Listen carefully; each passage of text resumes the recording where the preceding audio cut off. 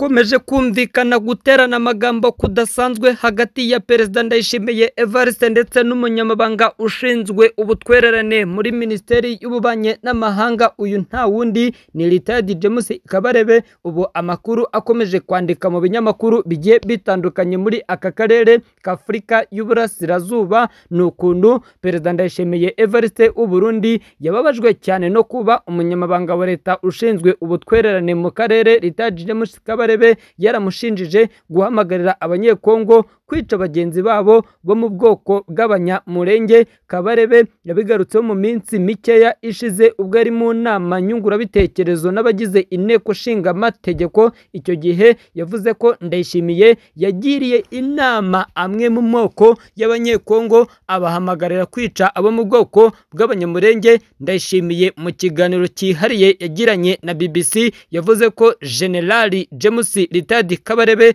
yamushinjije ibyaha nyamara barigeze kuba inshuti. Muri iki kiganiro yagize ati, Kabarebe tuziranye kera twari inshuti, ariko kumparabika gutya akansebya birababaje. Biriya ni umuteguro, ni nk'uko bakora ibiganza bakabigaragaza nk'aho bitigeze biba. Ibi byose ni amakosa yankoreye, ibi byose ntabwo nigeze mbikora. Ndayishimiye kandi Ndayishimiye yarirahiriye arenga avuga ko leta ye ayoboye idakorana n'umutwe wa FDLR nk'uko ngo u Rwanda rukunze kubivuga. Yagize ati, barabeshya ni bya bindi bavuga ngo umwanzi wundi aba ari inshuti yanjye. Yakomeje agira ati, twebwe tumaze gushyikiriza u Rwanda inkozi z'ibibi nyinshi zo muri icyo gihugu, n'ubundi imipaka ifunze.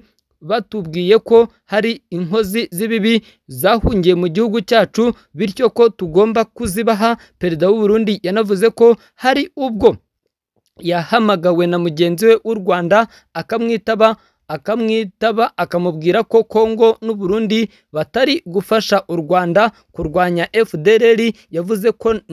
Yavuze ko namusabye ko abasirikare be bavugana n'abanjye bakabwira abo bayoboye ba FDLR kugira ngo tubatere, ariko kugeza ubu ntaho nigeze mbibona. Ndayishimiye yavuze ko ikibazo cya FDLR ari ingorabahizi. Ati, umunsi umwe turi mu nama, Perezida Felix Antoine Tshisekedi yabajije Perezida Paul Kagame impamvu mu bikorwa byo kurwanya umutwe wa FDLR bakomeza gufata abarwanyi bagize bagashyigikira leta y'u Rwanda, ariko nta gisobanuro twabonye. Ndayishimiye yahakanye kugirana imikoranire n'umutwe wa FDLR mu gihe uno mutwe n'ingabo z'u Burundi basanzwe bafasha leta ya RDC mu ntambara bahanganyemo n'umutwe wa M23. Nyamara amakuru aranavuga ko imikorere y'impande zombi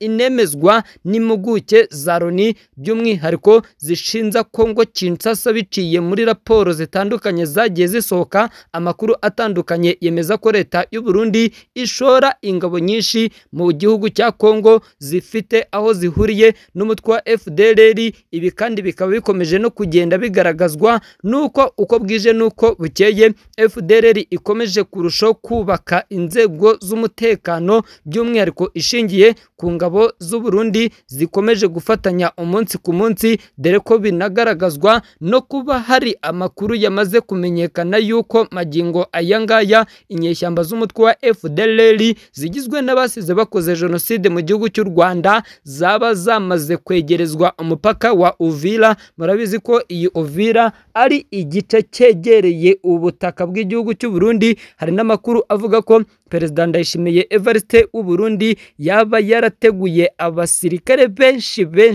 bo gufasha izi FDLR na FARDC mu gutikura, mu guhondagura umutwe wa M23 mu gihe waba uhirahiye ushaka gufata uyu mujyi wa Uvira. Gusa nubwo bimeze gutyo, amakuru atangazwa n'ibinyamakuru bigiye bitandukanye, by'umwihariko ikinyamakuru The Great Rex aravuga ko tariki 17 Werurwe guverinoma y'Ububiligi yohereje ingabo n'ibifaru na drone muri RDC kugira ngo zitoze kandi zongere ingufu ingabo za Congo FARDC n'imitwe bafatanya ya Wazalendo FDLR kugira ngo birukane inyeshyamba za M23 ubu zigenzura uduce twinshi two mu burasirazuba bw'iki gihugu, nubwo bivuga ko bahura ku mugaragaro hagamijwe imyitozo. Abakomando b'Ababiligi bavugwa ko bagera kuri 300 cyangwa se 400, bivugwa ko ari kampani ebyiri zateguwe ngo zize gutanga amasomo ku nkambi za gisirikare zigiye zitandukanye.